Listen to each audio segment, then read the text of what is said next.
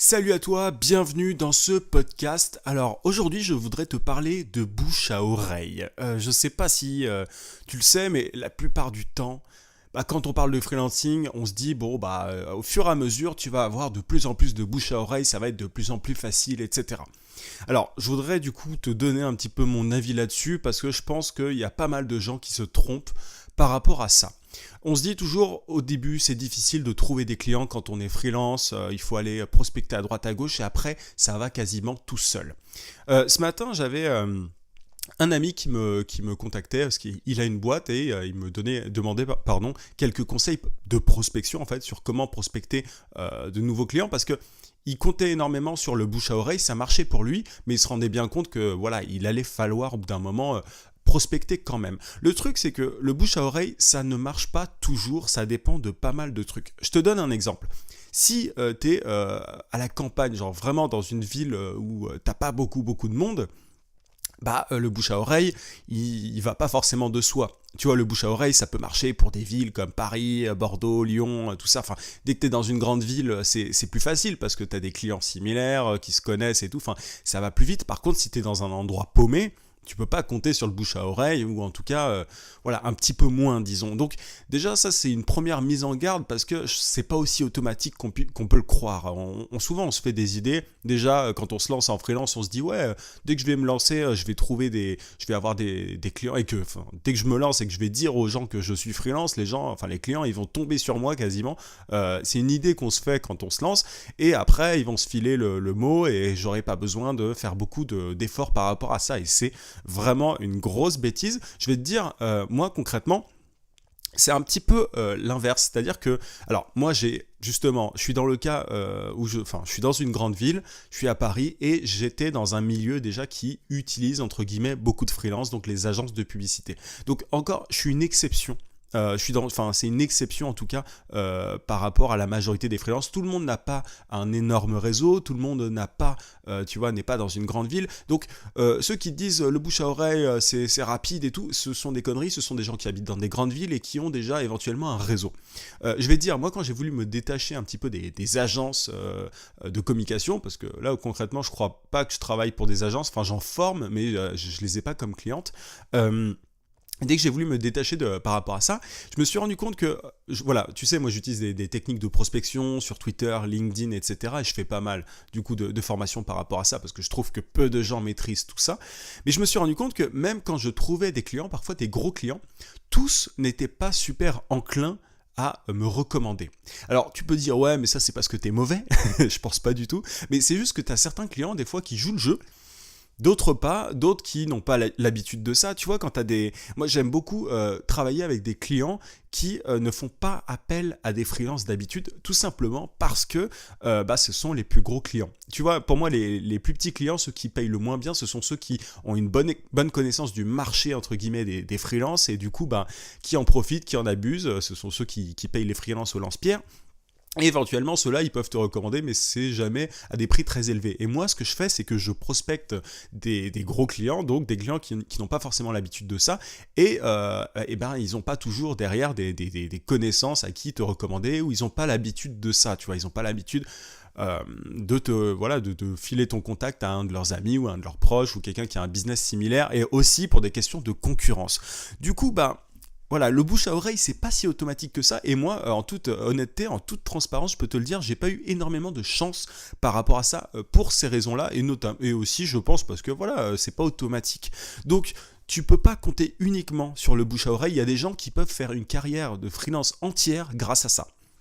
Ça va dépendre des secteurs, ça va dépendre de plein de trucs, mais c'est pas automatique encore une fois. Tu peux pas te dire je vais prospecter comme un fou au départ, je vais aller sur Twitter, LinkedIn et tout, au début je vais me buter et après ça ira tout seul. C'est pas le cas. Il y a des gens qui notamment doivent abandonner le freelancing parce qu'ils se rendent compte que leur contact, leur email ou leur numéro de téléphone ne tourne pas beaucoup. Ils sont obligés de constamment prospecter. Et moi du coup, par rapport à ça, pour me backuper, pour être en sécurité par rapport à ça et ne pas dépendre du bouche à oreille, j'ai justement développé des techniques, tu vois, qui me permettent de prospecter de manière ultra facile et de manière vraiment régulière. Bon, je vais pas y revenir, mais du coup, voilà, moi ce que j'ai fait pour être en sécurité, c'est que j'ai développé mes techniques de prospection et je t'invite vraiment à faire pareil. Je sais que c'est pas le truc le plus facile et que tu vois dans ta tête, tu as envie de te dire ouais mais bon j'aimerais bien beaucoup bosser au début pour que derrière ça soit beaucoup plus facile. Ça peut être le cas, tu peux te faire recommander, le bouche à oreille ça peut marcher encore une fois, mais c'est pas toujours le cas, c'est vraiment pas systématique. Donc ça pour moi c'est vraiment un des gros a priori dans le freelancing et ça peut vraiment te mettre mal si tu te dis que tu vas compter que sur ça. Donc, encore une fois, je sais pas où tu habites, je sais pas où est-ce que tu vis, si tu es photographe, rédacteur, community manager, développeur, graphiste, enfin, ça dépend des milieux. Il y a des milieux qui sont beaucoup plus soudés que d'autres et ça dépend aussi de ta niche, ça dépend de ta spécialité. Dans certains cas, tu as une énorme concurrence, tu vois, entre les différents acteurs. Et bah, du coup, forcément, l'entreprise A avec qui tu travailles, bah, elle ne va pas te recommander à l'entreprise B puisque c'est sa concurrente. Et c'est là que tu dois, tu vois, toi-même aller chercher les gens sans jouer, tu vois, sans être... comment dire, au niveau éthique, il ne faut pas que tu bosses avec une entreprise A et une entreprise B et les aider toutes les deux à atteindre leurs objectifs parce qu'elles sont concurrentes, tu vois, ça se fait pas, c'est de la concurrence...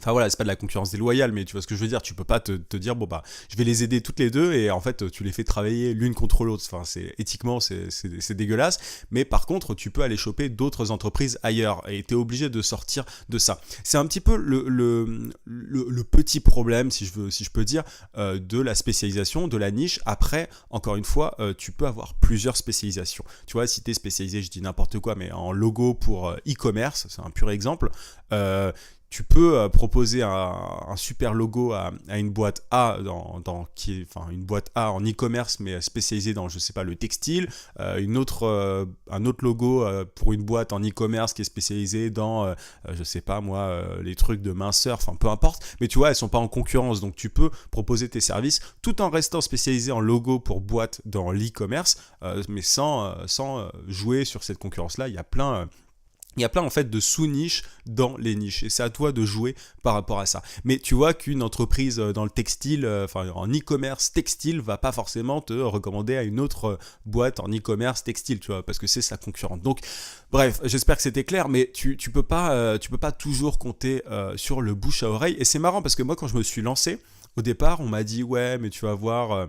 Au début, c'est facile. Et la plupart des gens qui te donnent ce genre de conseils, ce sont soit des gens qui ont eu de la chance, ou alors des gens qui ne se sont pas lancés et qui ont un gros a priori par rapport à ça. Mais j'ai envie de te raconter un peu voilà, ce côté un petit peu plus sombre du bouche à oreille parce que c'est pas aussi magique que ça, tu vois, tout ne se fait pas tout seul. Et du coup, je t'encourage encore une fois à vraiment développer, même si aujourd'hui tu profites de bouche à oreille, même si des gens te recommandent et tout, tu peux dire ah bah tiens c'est bon, c'est parti, ça va être facile pour moi par la suite. Je t'invite, même si tu crois que ça va le faire, que ça va aller tout seul, ça peut être le cas, tu peux avoir de la chance, mais même si tu es dans cette situation là, je t'invite à en amont préparer des techniques de prospection, tout simplement te pencher sur la prospection parce que tu vas en avoir besoin à un moment éventuellement. Tu vois, il faut que, notamment LinkedIn, moi j'avais fait une formation qui s'appelle LinkedIn Hacker sur justement comment décrocher des contrats régulièrement et massivement. Bah voilà, ça marche et il vaut mieux être au courant des techniques de prospection simplement se pencher dessus le jour où tu en as réellement besoin. Essaye d'anticiper les choses, essaye de ne pas, parce que le jour où tu n'as plus de bouche à oreille, tu te fais « Ah merde, j'ai plus de clients pour le mois prochain », bah, c'est un peu trop tard. Et c'est là que les ennuis commencent et je t'invite vraiment à être prévoyant. Tu sais, on dit souvent « Ouais, mais le freelancing...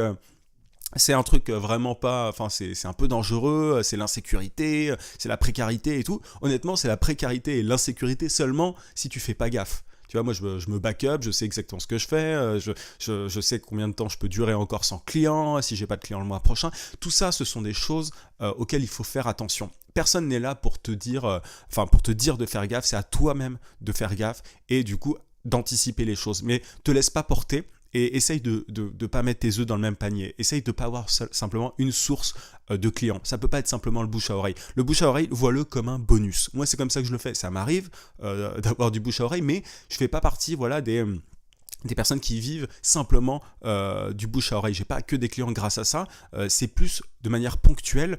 Et je pense, après je sais pas, dis-moi en commentaire si c'est ton cas, mais je pense que c'est la norme. Enfin, tu vois, que le bouche à oreille est plutôt une espèce de bonus plutôt qu'un truc qui est ultra récurrent. Tout simplement parce que je pense aussi que les gens, même si tu fais un super boulot, même si derrière tu es ultra efficace et tout, je pense que c'est pas dans la nature des gens de recommander. Il faut demander. Ça, c'est une chose. C'est sûr qu'il faut demander. Moi, j'aime pas trop demander quoi que ce soit quand, tu vois, je fais mon boulot. J'aime pas trop quémander. Après, ça m'arrive de le faire. Et dans ces cas-là, tu peux voir aussi si la personne, c'est un peu son délire ou pas. Enfin, il y a pas mal de clients qui sont, ouais, non, j'ai envie un peu de te garder pour moi. Il y a un peu cet état d'esprit aussi. Ça, je peux le voir chez certains. Mais du coup, tu peux comprendre un petit peu la mentalité, l'état d'esprit de ton client par rapport à ça. En tout cas, vois-le comme un bonus. Le bouche à oreille, c'est pas automatique. C'est comme les antibiotiques. C'est vraiment pas automatique. C'est un truc, c'est un supplément, c'est un bonus. C'est le truc qui va faire que tu vas gagner plus que d'habitude. Mais et ça peut déboucher, après moi je te dis pas, hein, tu vois, ça peut déboucher sur de gros contrats. Moi j'en ai bénéficié au début, parfois, et du coup il y a même des clients que j'ai aujourd'hui qui sont issus de bouche à oreille, donc ça peut durer, mais tu vois, j'ai eu beaucoup de bouche à oreille au début, j'en ai eu beaucoup moins après, et pourtant j'étais encore meilleur qu'avant, je travaillais mieux, et c'est peut-être ça justement, c'est mieux, enfin plus t'es bon, plus on a envie de te garder, et pas forcément te recommander à des concurrents, encore une fois. Donc, mais ça, tu peux contourner tout ça. En tout cas, voilà un petit peu ce que je pouvais dire sur le bouche à oreille. J'en avais jamais parlé, il me semble, sur la chaîne YouTube ou dans le podcast. Donc ça, c'est un truc c'est marrant parce que je vois beaucoup de gens me dire ouais, mais moi j'ai plein de bouche à oreille et tout. C'est vachement bien, mais je pense que c'est vraiment par phase et que tu peux pas te dire bon, je vais dépendre que de ça. Donc crée ta sécurité, essaye de réseauter, il faut réseauter. Après moi, c'est pas trop mon truc, par exemple, tu vois, d'aller dans des événements, tu vois, des meet-up et tout. T'as un site, je te mets le lien en description, mais t'as un site qui s'appelle Meetup qui te permet de réseauter, networker, tu vois, trouver des clients potentiels dans des soirées, enfin en participant à des événements. Moi, c'est pas trop mon truc, mais je t'invite à le faire. Encore une fois, vois-le comme un complément. Les vraies techniques de prospection, ce sont LinkedIn, Facebook, la pub Facebook, etc.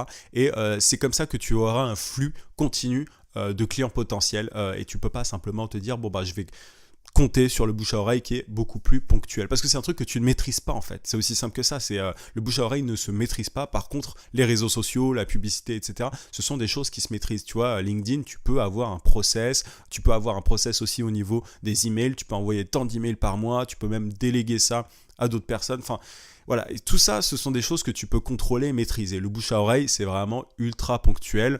Parfois c'est jackpot, parfois pas, mais ne compte pas que sur ça. Voilà un petit peu ce que je voulais te dire dans le podcast d'aujourd'hui. J'espère que c'était clair. Je suis un peu brouillon aujourd'hui, j'ai l'impression. En tout cas, dis-moi en commentaire si j'ai pas été clair, et si tu as des questions, n'hésite pas, je pourrais y répondre comme d'habitude.